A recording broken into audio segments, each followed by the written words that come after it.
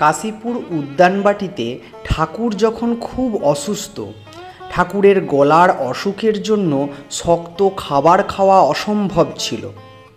শ্রী শ্রী মা অত্যন্ত যত্ন সহকারে সুজি বা বার্লি খুব পাতলা করে রান্না করতেন, যাতে তার গিলতে অসুবিধা না হয়।